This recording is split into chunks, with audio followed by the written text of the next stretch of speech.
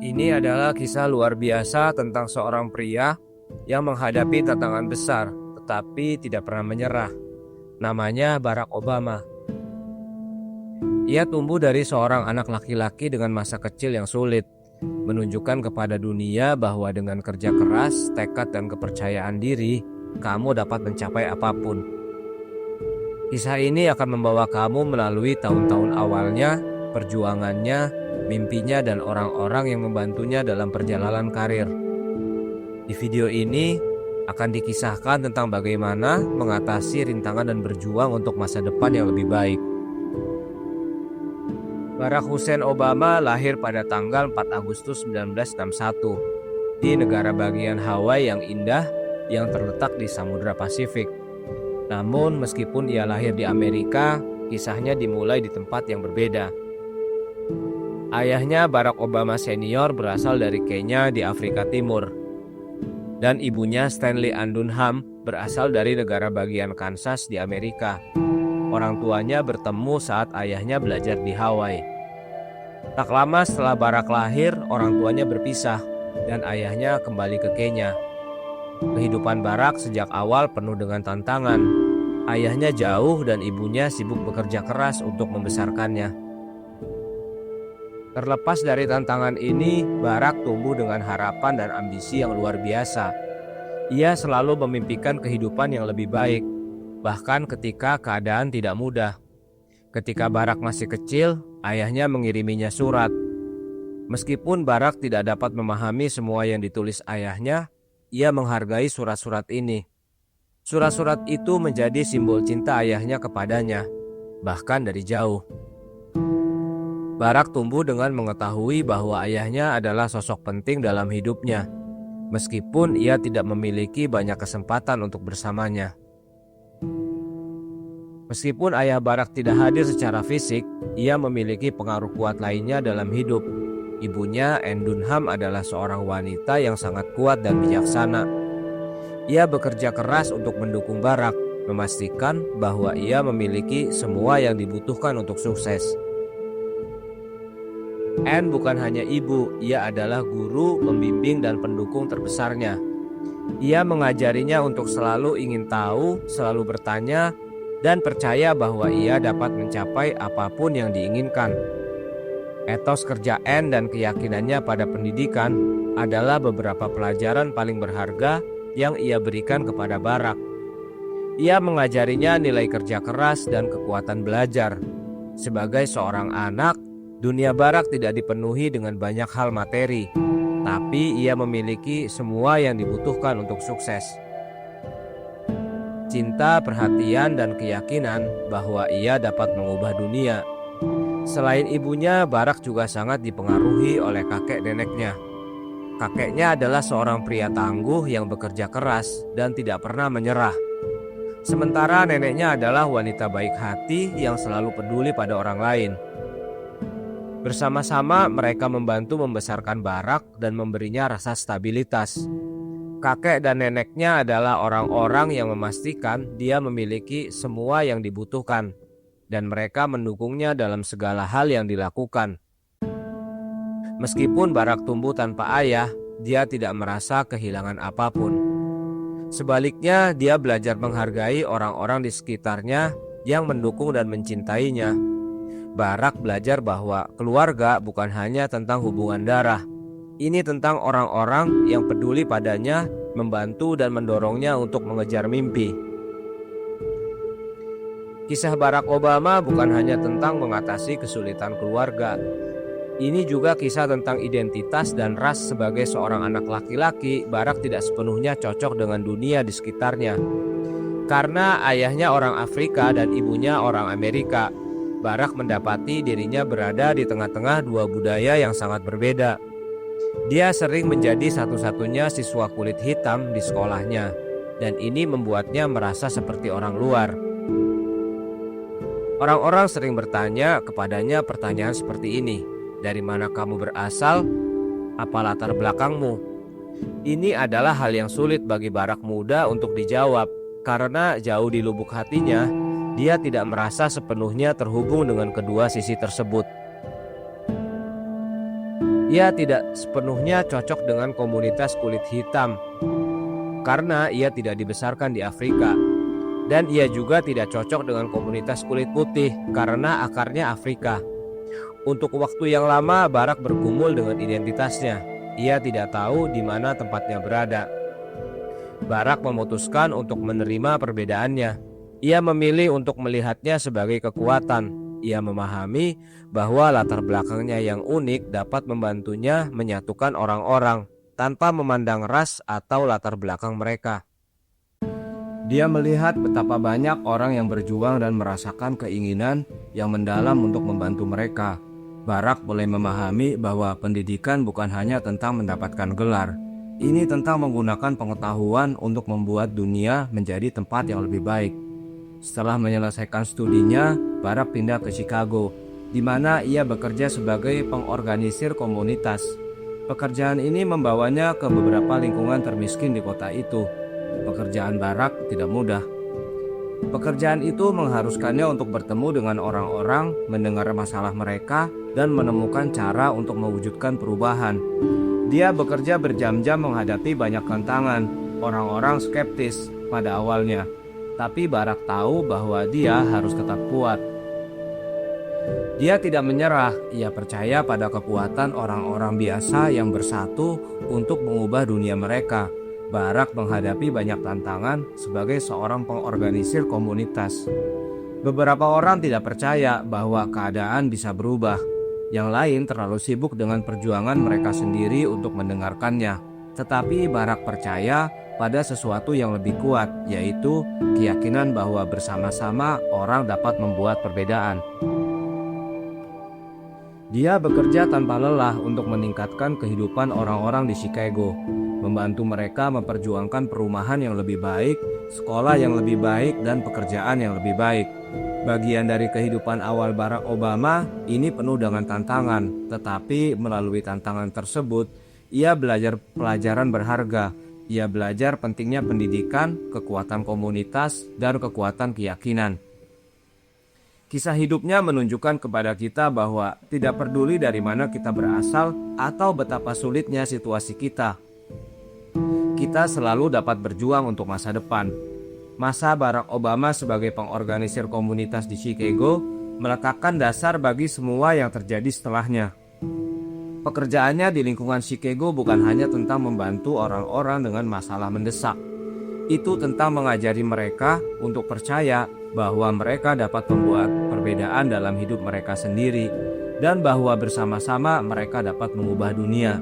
Namun Barack tahu bahwa untuk memberi dampak yang lebih besar, ia perlu melakukan sesuatu yang lebih hebat. Ia perlu terjun ke dunia politik.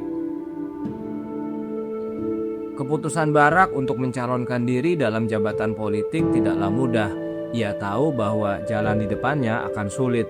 Ia masih muda, berkulit hitam, dan tidak memiliki pengalaman. Namun, ia memiliki sesuatu yang tidak dimiliki banyak politisi lain, yaitu pemahaman mendalam tentang perjuangan yang dihadapi orang biasa. Ia memiliki hubungan dengan kehidupan mereka, dan ia tahu betapa pentingnya bagi seseorang yang berkuasa untuk mendengarkan mereka. Pada tahun 1996, Barack mencalonkan diri sebagai senator negara bagian Illinois. Itu adalah langkah pertamanya ke dunia politik, dan ia tahu bahwa itu tidak akan mudah. Ia menghadapi lawan yang kuat, banyak di antaranya memiliki lebih banyak pengalaman dan lebih banyak uang. Tapi Barack memiliki satu hal yang tidak mereka miliki, yaitu visi yang kuat. Ia percaya bahwa ia dapat menciptakan pemerintah yang benar-benar bekerja untuk rakyat, terutama mereka yang telah dilupakan oleh sistem. Kampanyenya berbeda dari kebanyakan. Alih-alih berfokus pada iklan yang mencolok dan acara-acara mahal, Barack berfokus pada berbicara langsung kepada rakyat. Ia berjalan dari pintu ke pintu, mengunjungi orang-orang di rumah mereka dan mendengarkan kekhawatiran mereka. Ia ingin memahami penderitaan, harapan, dan impian mereka.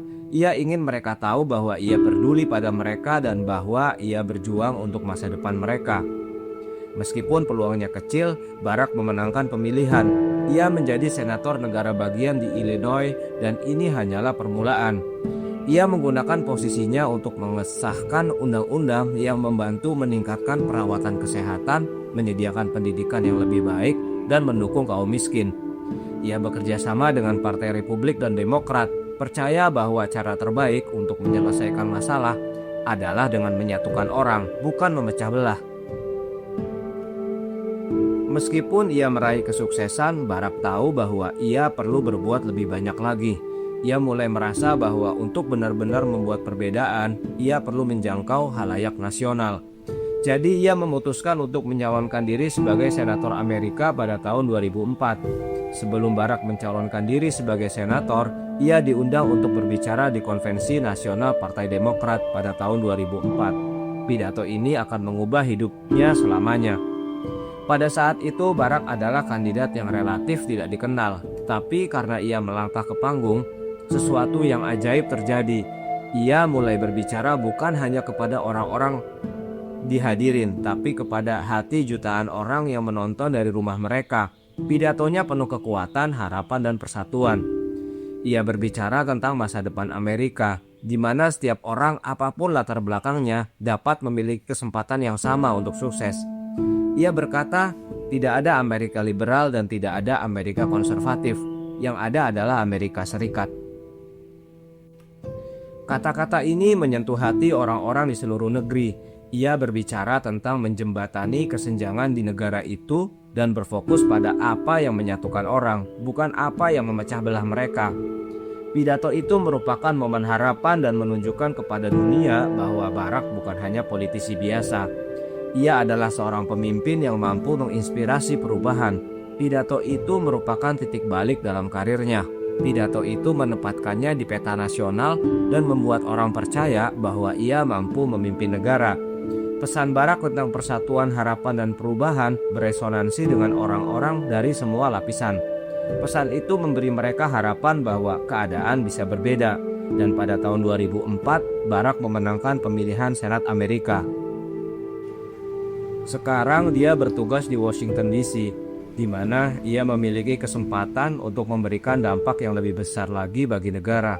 Masa jabatannya di Senat memungkinkannya untuk mengerjakan isu-isu penting seperti perawatan kesehatan, etika, dan mengakhiri perang di Irak. Barack menggunakan posisinya bukan hanya untuk mengesahkan undang-undang, tetapi juga untuk menginspirasi generasi pemimpin baru untuk memperjuangkan keadilan dan kesetaraan. Salah satu hal penting yang dilakukan Barack selama masa jabatannya di Senat adalah memperjuangkan undang-undang perawatan kesehatan terjangkau. Ia percaya bahwa setiap orang berhak mendapatkan akses ke perawatan kesehatan, berapapun kekayaan mereka. Ini adalah pendirian yang berani, dan banyak orang tidak setuju dengannya, tapi Barack bertekad. Ia berbicara dengan penuh semangat tentang bagaimana perawatan kesehatan adalah hak dasar. Dan setelah bertahun-tahun bekerja keras, ia membantu menciptakan undang-undang yang akan memberikan akses asuransi kesehatan kepada jutaan warga Amerika. Tetapi Barack tidak hanya fokus pada isu-isu besar. Ia juga mengerjakan hal-hal kecil yang dapat membuat perbedaan besar dalam kehidupan orang-orang. Ia membantu mengesahkan undang-undang untuk meningkatkan pendidikan, membuat sistem peradilan pidana lebih adil, dan melindungi lingkungan. Ia dikenal karena kemampuannya untuk menyatukan orang-orang untuk bekerja sama dalam memecahkan masalah. Bahkan ketika mereka berbeda pendapat, ia tidak hanya ingin menjadi politisi yang mengesahkan undang-undang. Ia ingin menjadi pemimpin yang membuat dunia menjadi tempat yang lebih baik. Seiring Barack terus menjabat di Senat, popularitasnya meningkat. Semakin banyak orang percaya bahwa ia bisa menjadi presiden Amerika berikutnya. Namun mencalonkan diri sebagai presiden bukanlah keputusan yang mudah. Barack tahu jalan menuju Gedung Putih akan sulit, akan ada kritik, serangan, dan rintangan. Tetapi dia juga tahu bahwa ini adalah kesempatan untuk membuat perubahan terbesar, untuk memperjuangkan Amerika yang lebih baik. Dan kemudian pada tahun 2007, Barack secara resmi mengumumkan bahwa ia mencalonkan diri sebagai presiden. Ia menghadapi banyak tantangan dalam kampanye, terutama karena ia bersaing melawan Hillary Clinton yang merupakan tokoh terkenal dengan banyak dukungan. Orang-orang meragukan apakah ia bisa menang. Ia masih muda, ia tidak memiliki banyak pengalaman politik, dan beberapa orang tidak percaya bahwa seorang pria berkulit hitam bisa menjadi presiden. Tapi Barack memiliki sesuatu yang tidak dimiliki orang lain, keyakinan bahwa perubahan itu mungkin. Ia percaya bahwa Amerika bisa menjadi lebih baik, dan ia tahu bahwa satu-satunya cara untuk mewujudkannya adalah dengan menginspirasi orang untuk terlibat. Ia tidak hanya ingin menang, ia ingin memberi orang harapan. Ia ingin mereka percaya bahwa mereka bisa menjadi bagian dari perubahan. Barack berkeliling negeri, bertemu orang-orang dari berbagai lapisan masyarakat. Ia mendengarkan perjuangan, harapan, dan impian. Ia memberikan pidato yang menginspirasi ribuan orang. Pesan harapan dan persatuannya mulai bergema di kalangan orang-orang dari berbagai ras, usia, dan latar belakang. Mereka lelah dengan politik yang biasa. Mereka menginginkan perubahan, dan Barack adalah orang yang dapat memimpin mereka ke sana. Pada 4 November 2008, Barack mencetak sejarah dengan memenangkan pemilihan presiden. Ia menjadi presiden kulit hitam pertama Amerika, sebuah momen yang menurut banyak orang tidak akan pernah terjadi. Itu adalah kemenangan bukan hanya untuk Barack, tetapi untuk semua orang yang percaya pada Amerika yang lebih baik dan lebih setara. Ketika ia berdiri di panggung di Grand Park, Chicago pada malam pemilihan, Barack Obama menyampaikan pidato yang kuat, pidato yang akan tercatat dalam sejarah. Ia berterima kasih kepada para pendukungnya dan berjanji untuk bekerja untuk rakyat. Ia berbicara tentang jalan panjang di depan, tantangan yang akan dihadapi. Meskipun banyak yang mendukung kesepakatan ini, yang lain berpendapat bahwa itu tidak cukup untuk menghentikan ambisi Iran. Salah satu momen paling kontroversi dalam masa kepresidenan Barack terjadi pada tahun 2011. Ketika Amerika melakukan misi yang menewaskan Osama bin Laden dalang dibalik serangan 9/11. Operasi tersebut berhasil dan banyak warga Amerika merayakannya. Namun hal itu juga menimbulkan pertanyaan tentang etika operasi semacam itu. Sebagian orang memuji Barack karena menegakkan keadilan bagi para korban 11 September. Sementara yang lain mempertanyakan penggunaan kekuatan di negara lain tanpa izinnya. Keputusan Barack untuk menyetujui misi tersebut merupakan pengingat bahwa kepemimpinan seringkali melibatkan pengambilan keputusan yang sulit dan tidak populer. Masa jabatan kedua Barack sebagai presiden ditandai dengan kemajuan dan kemunduran. Ia telah mencapai banyak hal selama 4 tahun pertama. Tapi sekarang ia menghadapi tantangan untuk mengamankan warisan dan menghadapi lanskap politik yang lebih terpecah. Pada tahun 2013, Barack menghadapi salah satu pertempuran terbesar dalam masa kepresidenannya, yaitu penutupan pemerintah. Kongres yang dikendalikan Partai Republik menolak untuk mengesahkan anggaran, kecuali Barack setuju untuk menghentikan pendanaan undang-undang perawatan kesehatan terjangkau. Situasi menjadi tegang dan untuk sementara waktu sebagian pemerintah terpaksa ditutup. Tapi Barack menolak untuk mundur. Dia teguh pada keyakinannya dan pemerintah akhirnya dibuka kembali. Perjuangan ini menyoroti perpecahan politik yang mendalam di negara itu, tetapi juga menunjukkan kekuatan kepemimpinan Barack. Ia tidak takut untuk memperjuangkan apa yang diyakininya, bahkan ketika itu tidak mudah.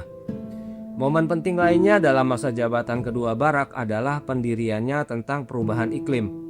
Pada tahun 2015, ia membantu menengahi perjanjian iklim di Paris. Kesepakatan bersejarah yang bertujuan untuk mengurangi emisi karbon global dan memerangi perubahan iklim. Banyak pemimpin dunia memuji perjanjian tersebut, tetapi juga kontroversial. Para kritikus berpendapat bahwa kesepakatan itu akan merugikan perekonomian, sementara para pendukung mengatakan itu perlu untuk melindungi planet ini bagi generasi mendatang. Komitmen Barack untuk mengatasi perubahan iklim adalah bagian penting dari kepresidenannya, dan itu menunjukkan bahwa ia tidak hanya memikirkan masa kini, tetapi juga masa depan. Namun bahkan saat berjuang untuk kemajuan, Barack menghadapi tantangan di dalam negeri. Pada tahun 2016, ia harus menghadapi kebangkitan Donald Trump, seorang pengusaha dan tokoh televisi yang mencalonkan diri sebagai presiden. Kampanye Trump didasarkan pada retorika yang memecah belah, dan ia berjanji untuk membatalkan banyak kebijakan yang telah diupayakan Barack dengan susah payah.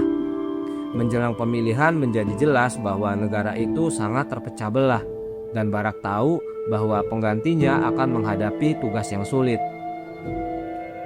Sepanjang masa kepresidenannya, Barack Obama menyuarakan pendapatnya tentang isu ras dan ketidaksetaraan di Amerika.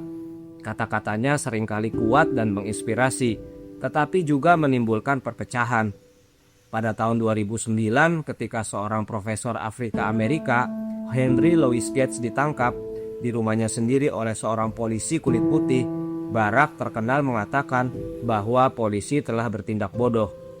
Komentarnya memicu debat nasional tentang ras dan penegakan hukum, dan menyoroti ketegangan rasial yang mendalam di negara itu. Pidato Barack tentang ras seringkali bertujuan untuk menyatukan orang dan menumbuhkan pemahaman, tetapi tidak selalu diterima dengan baik oleh semua orang. Beberapa orang percaya bahwa ia terlalu fokus pada ras, sementara yang lain merasa bahwa ia tidak cukup berupaya untuk mengatasi ketidakadilan ras. Namun Barack terus bersuara, mengetahui bahwa kata-katanya memiliki kekuatan untuk memicu perubahan. Kepresidenan Barack Obama penuh dengan tantangan, tetapi juga penuh dengan kemenangan. Ia memperjuangkan reformasi perawatan kesehatan, aksi perubahan iklim, dan pemulihan ekonomi. Ia mencetak sejarah dengan menjadi Presiden Afrika Amerika pertama, dan ia menunjukkan kepada dunia bahwa segala sesuatu mungkin terjadi, tidak peduli dari mana Anda berasal. Ia meninggalkan jabatannya pada Januari 2017, tetapi pengaruhnya masih terasa hingga saat ini. Banyak kebijakan yang ia terapkan masih berlaku dan warisannya terus menginspirasi orang-orang di seluruh dunia. Ia menunjukkan bahwa kepemimpinan bukanlah tentang kesempurnaan. Ini tentang memperjuangkan kebenaran, bahkan ketika jalan di depan sulit. Ia percaya bahwa perubahan itu mungkin, dan ia membuktikan bahwa dengan kerja keras, dedikasi, dan keyakinan pada kebaikan manusia, segala sesuatu dapat terjadi. Kisah Barack Obama bukan hanya tentang kesuksesan politik. Ini adalah kisah tentang harapan, ketahanan, dan kekuatan, keyakinan akan masa depan yang lebih baik. Ia menunjukkan kepada kita bahwa apapun rintangan yang kita hadapi, kita dapat mengatasinya dengan tekad dan komitmen terhadap keadilan. Kehidupannya adalah pengingat bahwa kepemimpinan bukanlah tentang kekuasaan. Ini tentang melayani rakyat dan memperjuangkan kebenaran. Setelah Barack Obama meninggalkan jabatannya pada Januari 2017, banyak yang bertanya apa yang akan dia lakukan selanjutnya. Dia telah melihatnya sebagai presiden selama 8 tahun, dan dia telah meninggalkan jejak yang tidak terlupakan bagi bangsa ini. Orang-orang mengagumi kepemimpinannya, ketenangannya di saat krisis, dan komitmennya untuk memperjuangkan kesetaraan dan keadilan. Tapi kisahnya belum berakhir. Bahkan setelah mundur dari posisi paling berkuasa di dunia, pengaruh Barack Obama tidak hilang. Bahkan tahun-tahun pasca kepresidenannya telah menjadi bukti dedikasinya yang berkelanjutan.